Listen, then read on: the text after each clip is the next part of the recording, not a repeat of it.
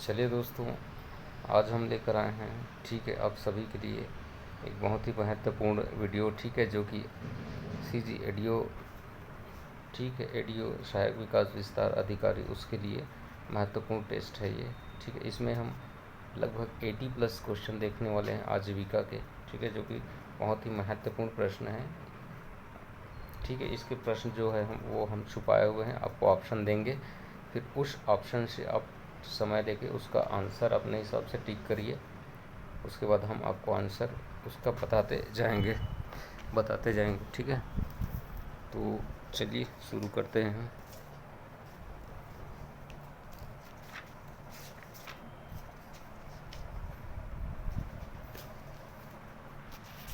ठीक है, चलिए देखते। पहला प्रश्न देखिए, 20वीं पशु जनगणना 2019 के अनुसार किस राज्य में मवेशियों की आबादी सबसे अधिक है? ठीक है, तो यहाँ पे उत्तर दे दिया है पश्चिम बंगाल। ठीक है, अगले प्रश्न में हम देखेंगे, ठीक है, सर्वाधिक दूध देने वाली गाय कौन सी है? तो दोस्तों यहाँ पर भी आंसर दे दिया था। ठीक है, आगे हम देखेंगे, प्रश्न जो है वो छिपा रहेगा आपके लिए। ठीक है, जमुनापारी किसकी नस्ल है? ठीक है दोस्तों, बताइए, जो जमुनापारी है वो किसकी नस्ल है? ठीक है, किसकी नस्ल है? बकरी की। ठीक है, जमुनापारी जो है वो बकरी की नस्ल है। ठीक है, ऐसा करके याद रख लेना भाई, मैंने जाके जमुना पार से क्या किया, बकरी लेके आया, ऐसे करके। ठीक है, अगला प्रश्न, राष्ट्रीय डेयरी अनुसंधान संस्थान कहाँ है? ठीक है, राष्ट्रीय डेयरी अनुसंधान संस्थान कहाँ है? करनाल में है। ठीक है, केंद्रीय बकरी अनुसंधान संस्थान कहाँ है? मखदूम। ठीक है, केंद्रीय बकरी अनुसंधान संस्थान कहाँ है? मखदूम में।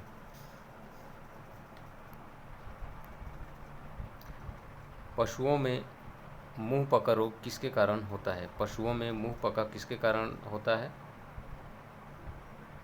जीवाणु के कारण। इसके लिए ट्रिक है, मुंह पक गया जवा खा के। भाई मैं जवा खाया तो क्या हुआ? मुंह पक गया। तो पशुओं में मुंह पका रोग किसके कारण होता है? जीवाणु के कारण।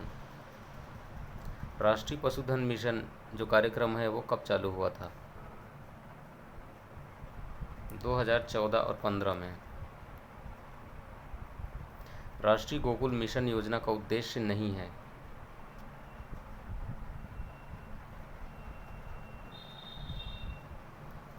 देशी नस्लों का विकास, दुग्ध उत्पादन में वृद्धि, कम उत्पादक पशुओं के नस्ल में सुधार करना, ये सभी।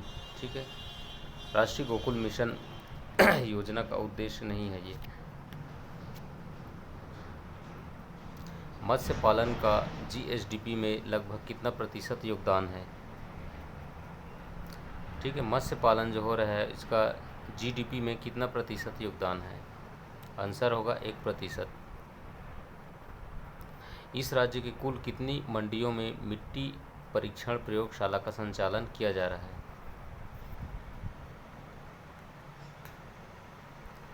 उत्तर हो जाएगा 11 मंडियों में। राष्ट्रीय कृषि बाजार ई नाम में प्रदेश के कुल कितने उपज मंडियों को जोड़ा गया है? कुल 14 उपज मंडियों को जोड़ा गया है।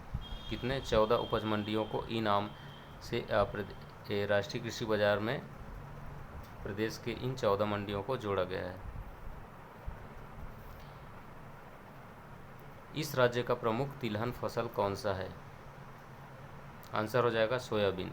तेलैया में सोया बन रहा है। तेलैया में क्या बना रहा है? सोयाबीन। ऐसे करके याद कर लेना।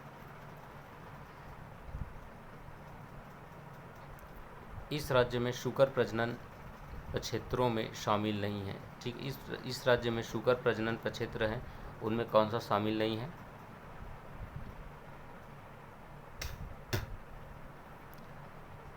तो जो ये परचम पाल है ये शामिल नहीं है। बाकी शकोला, कुनकुरी और सरोरा, ठीक है, शकोला, कुनकुरी और ये जो सरोरा है ये तीनों के तीनों शामिल है। शुकर है पर्ची पर, कुनों ने शको न किया। ठीक है, इसका ट्रिक है, शुक्र है कि पर्ची जो है इस पर कुनों ने अर्थात किसी ने शक नहीं किया, अर्थात शुक्र प्रजनन केंद्र कहाँ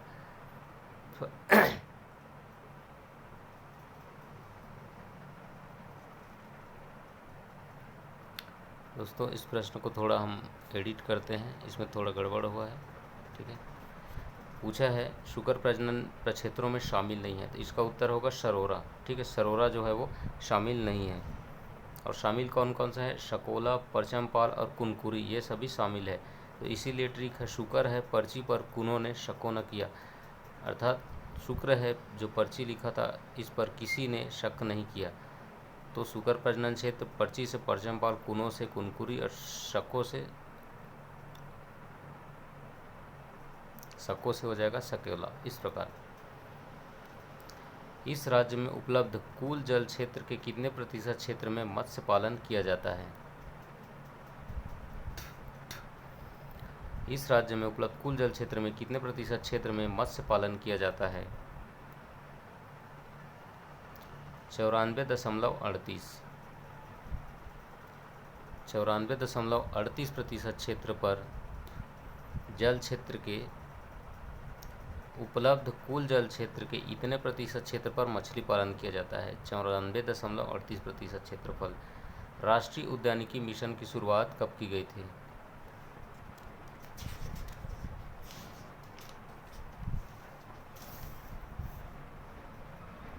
राष्ट्रीय उद्यानिकी मिशन की शुरुआत 2005 और 6 में किया गया था। सन 2005 और 6 में राष्ट्रीय उद्यानिकी मिशन। पशु संगणना 2019 के अनुसार सर्वाधिक इस राज्य में सर्वाधिक संख्या में है क्या है? पशु जनगणना में क्या जो है इस राज्य में सर्वाधिक जनसंख्या में है? जो ऑप्शन में दिया गया है, कुक्कुट और बतख। कुक्कुट और बतख जो है वो सर्वाधिक मात्रा में है। वर्तमान में जून 2021 में न्यूनतम सिंचित जिला कौन सा है? जून 2021 के अनुसार न्यूनतम सिंचित जिला उस समय था दंतेवाड़ा।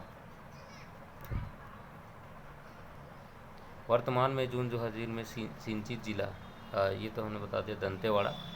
अभी इसके लिए डाटा देखना पड़ेगा, इसको छोड़ देते हैं, ये भी डाटा वाला है। कृषि यंत्रीकरण के अंतर्गत राज्य में अब तक कृषि सेवा केंद्रों की स्थापना, कितने कृषि सेवा केंद्रों की स्थापना हो चुकी है?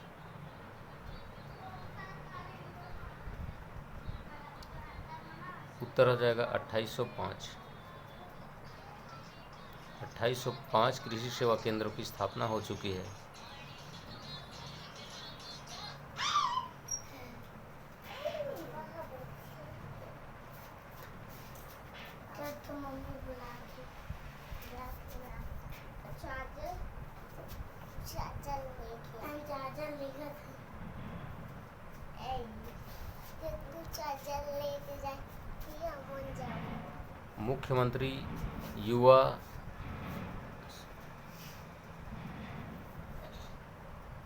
मुख्यमंत्री युवा स्वरोजगार योजना के लिए आवश्यक पात्रता के संबंध में सही नहीं है। कौन सा सही नहीं है?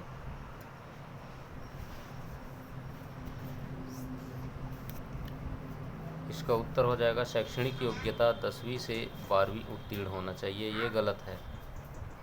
ठीक है, तो ये गलत है। जो शैक्षणिक योग्यता है, मुख्यमंत्री युवा स्वरोजगार योजना के लिए आवश्यक पात्रता के संबंध में शैक्षणिक योग्यता जो है वो 10वीं नहीं होना चाहिए मुख्यमंत्री युवा स्वरोजगार योजना के तहत। तो जब ये सही नहीं है तो आपको सही कौन है?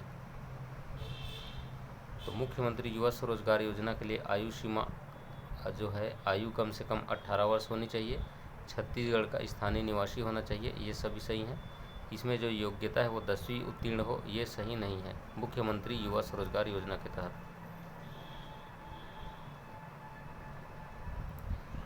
छत्तीसगढ़ खादी एवं ग्रामोद्योग बोर्ड का गठन कब किया गया था?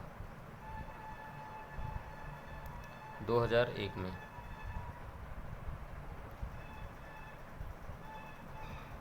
राष्ट्रीय ग्रामीण आजीविका मिशन का पूरा नाम क्या था?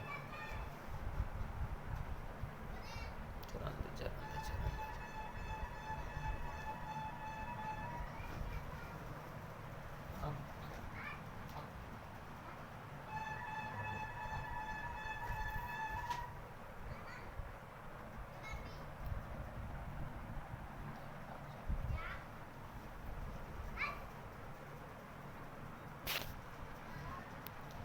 राष्ट्रीय ग्रामीण आजीविका मिशन का पूर्व नाम क्या था?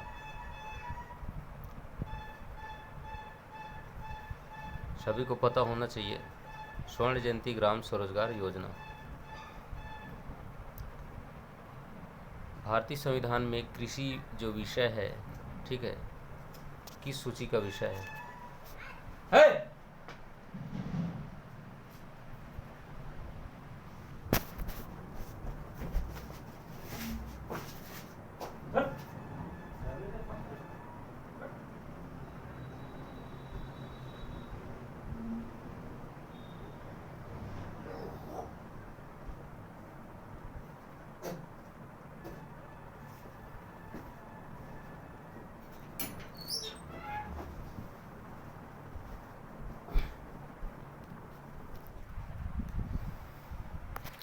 सॉरी दोस्तों, थोड़ा सा गड़बड़ हो गया था।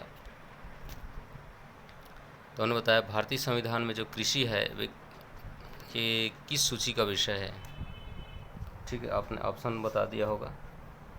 कृषि जो है वो अपने राज्य जो होते हैं उनके अंदर होता है, तो ये राज्य सूची का विषय है। कृषि भारतीय अर्थव्यवस्था में किस क्षेत्र के अंतर्गत आता है? अब कृषि जो है किस क्षेत्र के अंतर्गत आता है? प्राथमिक क्षेत्र के अंतर्गत। देश की जनता की आजीविका का मुख्य स्रोत क्या है? तो कृषि ही है। ठीक है, देश की जनता की आजीविका का मुख्य स्रोत। भारत में महिलाओं को सर्वाधिक रोजगार किस क्षेत्र में से प्राप्त होता है? तो महिलाओं को भी सर्वाधिक रोजगार ये जो है कृषि क्षेत्र ही देता है।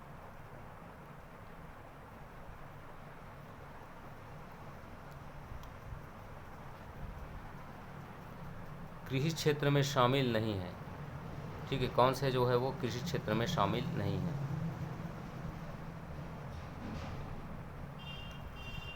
मत्स्य पालन शामिल है, पशुपालन शामिल है, सामाजिक वानिकी शामिल है, कस्टम मिलिंग शामिल नहीं है।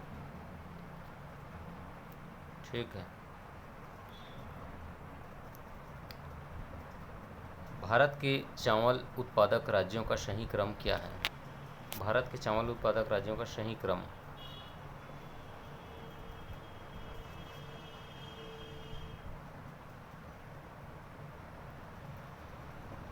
सबसे पहला होगा पश्चिम बंगाल, उत्तर प्रदेश, फिर पंजाब। ठीक है, चावल उत्पादन में सबसे पहले पश्चिम बंगाल आता है, फिर यूपी आता है, फिर पंजाब आता है। ठीक है, गेहूं में तो यूपी आता है, लेकिन यहाँ पे यूपी दूसरे नंबर पर, फिर पंजाब है यहाँ। तो ठीक है, पश्चिम बंगाल पहले पे, उत्तर प्रदेश दूसरे पे, और पंजाब जो है तीसरे पे। इनमें से खरीफ की फसल कौन सी है? अब इसमें बताना है खरीफ फसल कौन सी है। प्रश्न नंबर 107। जो खरीफ में बोया जाता है चावल बोया जाता है, गन्ना बोया जाता है, कपास बोया जाता है। तो आंसर हो जाएगा उपयुक्त सभी। ठीक है, गन्ना भी, कपास भी, साथ ही साथ चावल के साथ ही ये अपने अलग क्षेत्र में इनको भी बोया जाता है। चावल फसल है, चावल किस प्रकार का फसल है? तो चावल जो है उष्णकटिबंधीय फसल है। ठीक है, गर्मी और ये बरसात के बीच में इसे बोया जाता है। उष्णकटिबंधीय ये क्या है? फसल है। गेहूं फसल उत्पादक राज्यों में अग्रणी कौन सा है? हमने अभी आपको बताया पीछे, उत्तर प्रदेश गेहूं उत्पादन में प्रथम पर है। सही सुमेलित करना है। ठीक है, सही सुमेलित नहीं है बोला है, सही सुमेलित नहीं है। खाद्यान्न, खाद्यान्न में उत्तर प्रदेश है क्या? दलहन में महाराष्ट्र है, तिलहन में राजस्थान, मूंगफली में गुजरात। कौन सा सही नहीं है?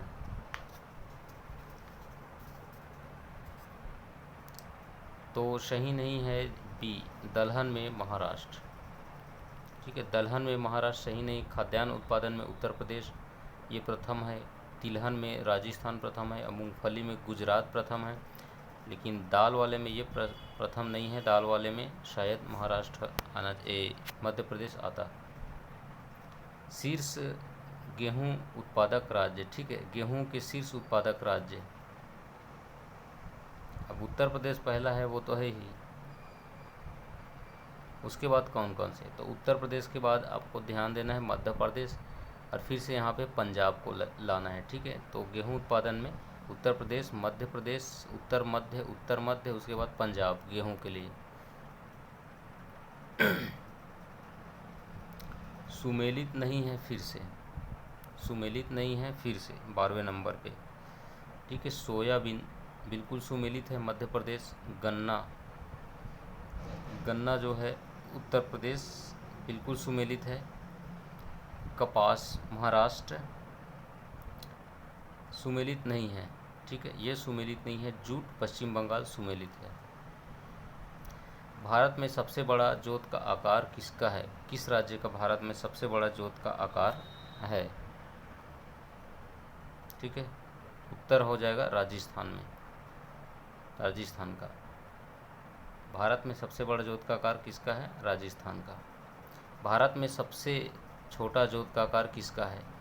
एक ही दिया है, केरल, तो यही सही है। भारत में कुल बोए गए कुल क्षेत्रफल के लगभग कितने प्रतिशत भाग पर अनाज का उत्पादन होता है? ठीक है, भारत में कुल बोए गए क्षेत्रफल के लगभग कितने प्रतिशत भाग पर अनाज का उत्पादन होता है?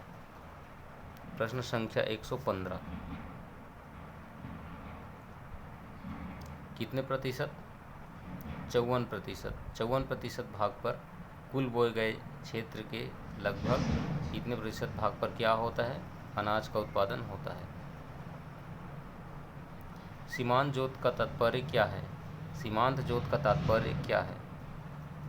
जोत का जो आकार है वो 1 हेक्टेयर से कम हो। ठीक है, 1 हेक्टेयर से कम होना चाहिए, उसे ही सीमांत जोत कहा जाता है।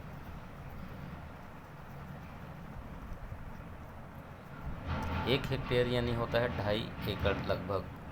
ठीक है, तो उससे कम होना चाहिए, वही सीमांत जोत होगा। भारतीय सरकार द्वारा कृषि के पिछड़ेपन को दूर करने के लिए किए गए उपाय कौन कौन से हैं? ठीक है, भारतीय सरकार द्वारा कृषि के पिछड़ेपन को दूर करने के लिए किए गए उपाय।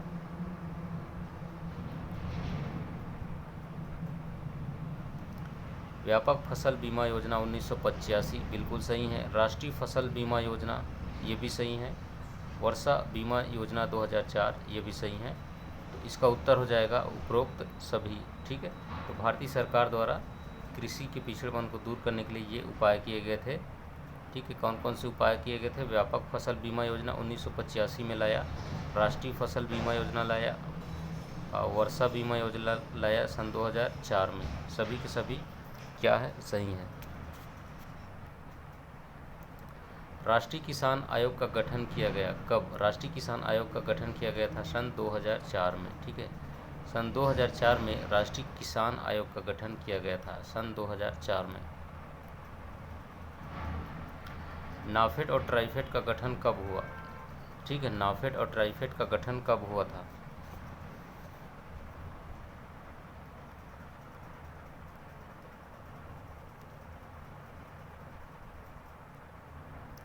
ठीक है, नाफेड और ट्राइफेड का गठन हुआ था 1987 और 88 में। ट्राइफेड यानी tribal cooperative marketing development of India limited बनाया गया था, किसके लिए? ट्राइफेड जो है tribal cooperative marketing development of India limited बनाया गया था। ट्राई से होता है ट्राइबल यानी कि जनजाति लोगों को शोषण से मुक्त कराने के लिए इसे बनाया गया था। किसानों को ऋण, बीज, खाद, औजार आदि उपलब्ध कराने के लिए सर्वप्रथम कार्यक्रम चलाया गया। कौन सा कार्यक्रम सर्वप्रथम चलाया गया किसानों को ऋण, बीज, खाद और औजार आदि उपलब्ध कराने के लिए? गहन कृषि जिला कार्यक्रम। गहन कृषि जिला कार्यक्रम। गहन कृषि जिला कार्यक्रम। तिलहन प्रौद्योगिकी मिशन की स्थापना किस वर्ष की गई थी?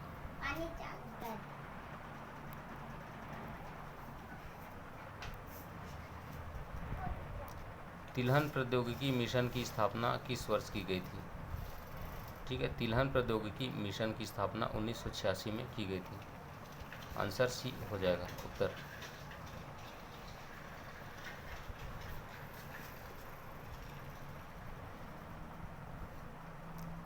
अगला प्रश्न है, हरित क्रांति के समय कृषि मंत्री कौन थे? हरित क्रांति के समय कृषि मंत्री कौन थे? सुब्रमण्यम। कौन थे? सुब्रमण्यम। हरित क्रांति में चावल की जो रोजो प्रजाति है वो कहाँ से लाया गया था? ठीक है, ये लाया गया था फिलीपींस से। चावल की रोजो प्रजाति कहाँ से लाया गया था? फिलीपींस से, हरित क्रांति के समय।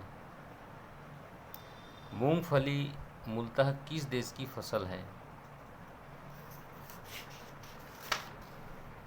मूंगफली जो है वो मूलतः किस देश की फसल है? तो मूंगफली जो है मूलतः ब्राज़ील का फसल है। कहाँ का? ब्राज़ील का।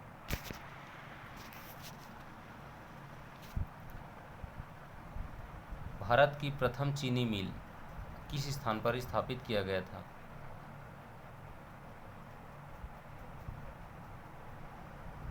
देवरिया, उत्तर प्रदेश। कहाँ पे? उत्तर प्रदेश के देवरिया में भारत का प्रथम चीनी मिल स्थापित किया गया था। योजना अवकाश का समय काल क्या था? 1966 और 67। ठीक है, 1966 और 67 में योजना अवकाश चला था। गहन कृषि कार्यक्रम कब प्रारंभ हुआ?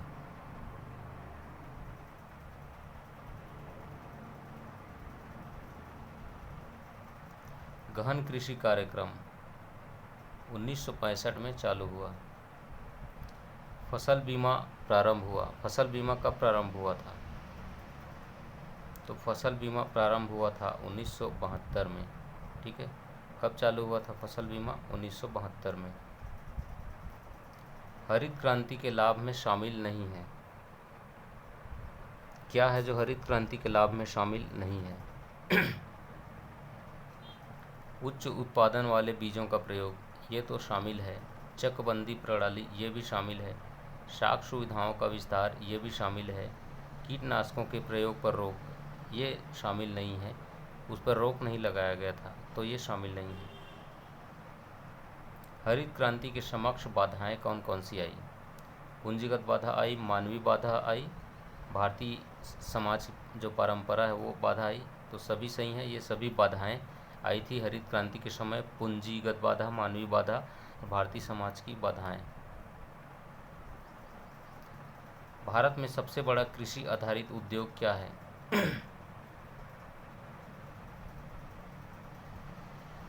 ठीक है, ऑप्शन देखिए। भारत में सबसे बड़ा कृषि आधारित उद्योग, तो कृषि पर आधारित सबसे बड़ा उद्योग है अपने यहाँ सूती वस्त्र उद्योग।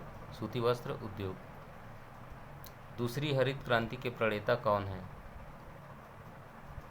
Doctor APJ Abdul Kalam. Doctor APJ Abdul Kalam दूसरी हरित क्रांति के प्रणेता। किसका संबंध दूसरी हरित क्रांति से नहीं है? नॉलेज, एग्रीकल्चर, मृदा से बाजार तक, नॉर्मन बोरलॉग, ये सभी तो हरित क्रांति से संबंधित है या दूसरी हरित क्रांति से। लेकिन जो एसोचैम है ये कोई मिलता जुलता नहीं है। ठीक है, तो एसोचैम जो होगा ये गलत हो जाएगा, संबंधित नहीं है। दूसरी हरित क्रांति सम्मेलन कब और कहाँ हुआ था? ठीक है, जो दूसरी हरित क्रांति हुई इसका सम्मेलन कब और कहाँ हुआ था? अक्टूबर 2006 में दिल्ली में हुआ था। अक्टूबर 2006 में दूसरी हरित क्रांति सम्मेलन हुआ था। रबर उत्पादक शीर्ष राज्यों का क्रम बताइए। रबर उत्पादक शीर्ष राज्यों का क्रम।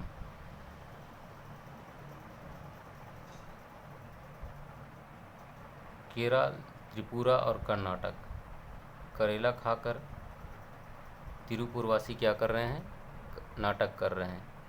ठीक है, वो क्या था? रबर। रबर का केला खाया। रबर का क्या खाया? केला। रबर का करेला खाया और तिरुपुरवासी नाटक कर रहे हैं।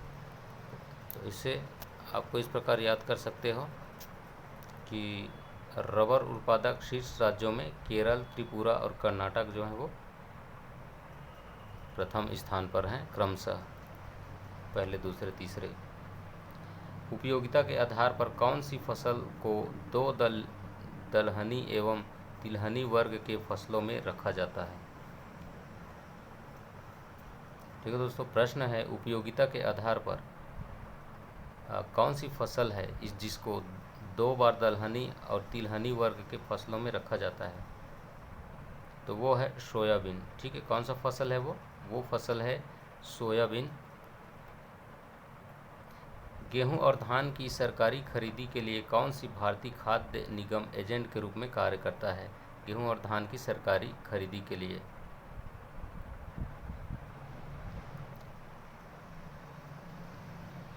उत्तर हो जाएगा ट्राइफेड। क्या उत्तर हो जाएगा इसका? ट्राइफेड। भारत को कितने कृषि जलवायु प्रदेशों में बांटा गया है? उत्तर हो जाएगा 15। ठीक है, भारत को 15 कृषि जलवायु प्रदेशों में बांटा गया है। चावल के उत्पादन में कौन सा राज्य प्रथम स्थान पर है? हमने पीछे आपको बताया था, पश्चिम बंगाल जो है चावल उत्पादन में प्रथम स्थान पर है। भारत में सबसे बड़ी जोत का आकार देखने को मिलता है कहाँ पर? ये प्रश्न भी हम आपको बता चुके हैं, राजस्थान में सबसे बड़ा जोत का आकार है। व्यापक फसल बीमा योजना की शुरुआत कब हुई? इसको भी हम बता चुके हैं, 1985 में। इंद्रधनुष क्रांति की घोषणा भारत सरकार द्वारा कब की गई? इंद्रधनुष क्रांति की घोषणा भारत सरकार द्वारा कब की गई?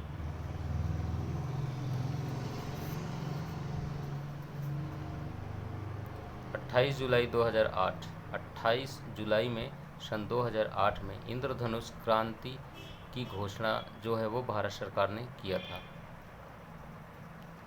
भारत सरकार में हरित क्रांति के सबसे अधिक लाभान्वित फसल कौन सा है? गेहूं और चावल। हरित क्रांति की शुरुआत कब हुई? 1966।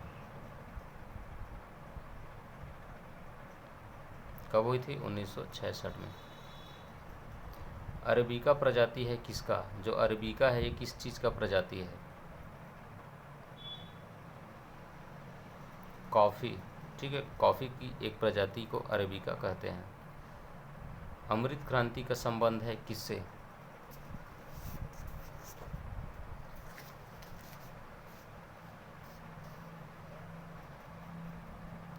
नदियों को जोड़ने से अमृत क्रांति का संबंध है। हरित क्रांति की विशेषता है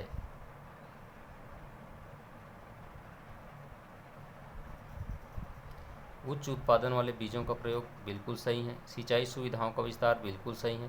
कीटनाशक दवाइयों और खरपतवार, ये भी उसकी विशेषता है, सही है। तो उपरोक्त सभी सही हैं। किसान आयोग के प्रथम अध्यक्ष कौन थे? किसान आयोग के प्रथम अध्यक्ष कौन थे?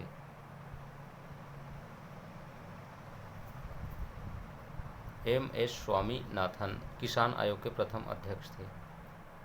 शाकंभरी योजना के तहत किसानों को 5 HP के पंप पर मिलने वाले अनुदान का प्रतिशत बताइए। शाकंभरी योजना के तहत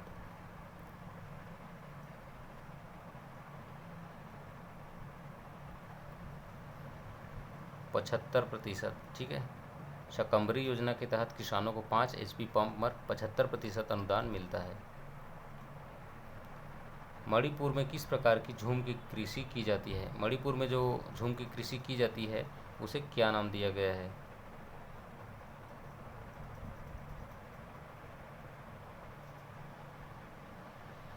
पामुल। ठीक है, क्या नाम दिया गया है उसे?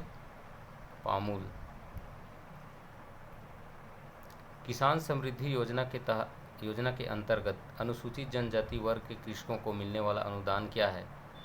किसान समृद्धि योजना, ठीक है, इसमें अनुसूचित जनजाति वर्ग के जो कृषक हैं उनको मिलने वाला अनुदान की राशि क्या है? 43,000। ठीक है, किसान समृद्धि योजना के तहत ST वर्ग के कृषकों को अनुदान जो दिया जाता है वो कितना है? 43,000, 43,000।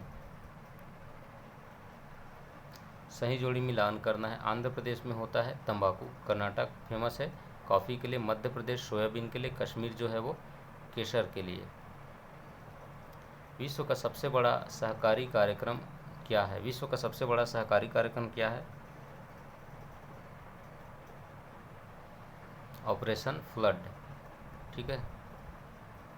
भारत में हरित क्रांति संभव हुई। ठीक है, भारत में हरित क्रांति संभव हुई किस कारण से? भारत में हरित क्रांति संभव हुई, सबसे बड़ी बात थी बीजों का प्रयोग, उन्नतशील बीजों का प्रयोग के कारण। अधिक उपज देने वाली उन्नत किस्म के बीजों का कार्यक्रम जिसे HYVP 1967 था, इसमें शामिल 5 फसलों को निम्न में से कौन सा युग्म शामिल नहीं है? ठीक है, जो वो बीज कार्यक्रम चलाया गया था, ठीक है, इनमें शामिल 5 फसलों में निम्न में से कौन सा शामिल नहीं है? ठीक है, जो कि अधिक उन्नत किस्म के बीज थे। इनमें कौन सा युग्म है जो सही है, बताना है कौन सा युग्म सही है।